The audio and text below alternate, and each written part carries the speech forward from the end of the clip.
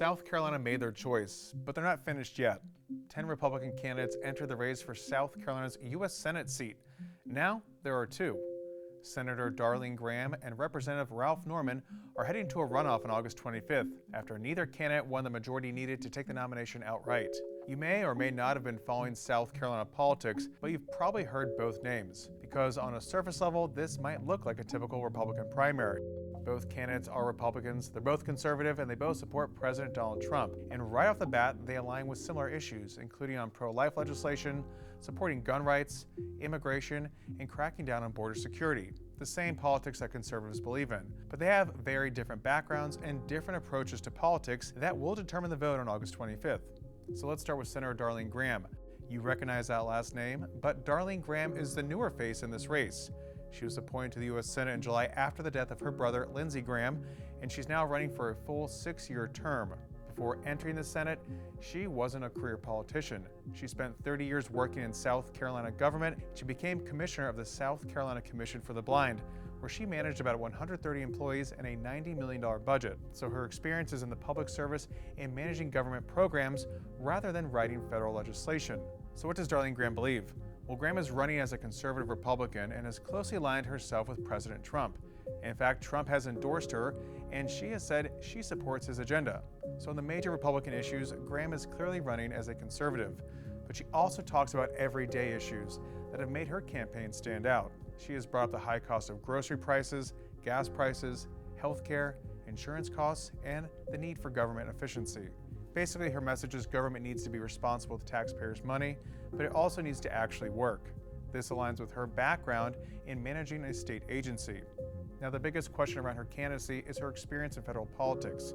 She's only been a senator since July, so voters, they don't have years of congressional votes to look at.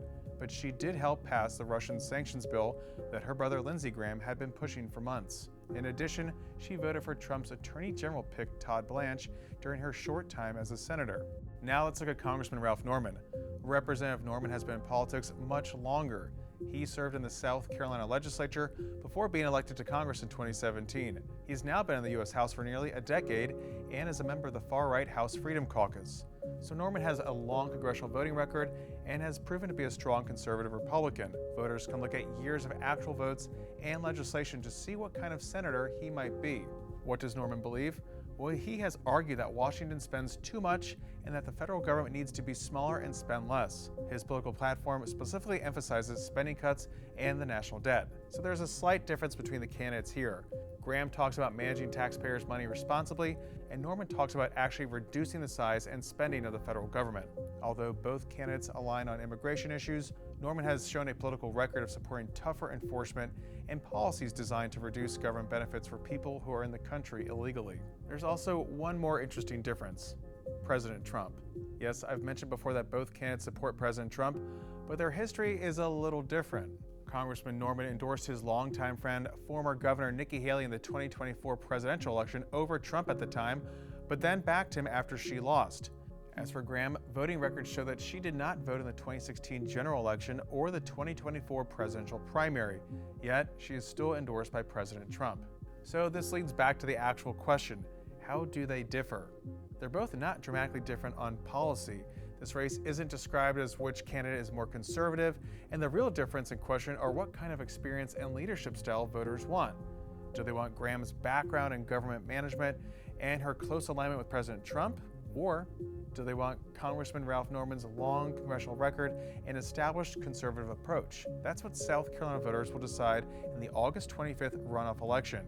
And whoever wins faces Democrat Annie Andrews in November.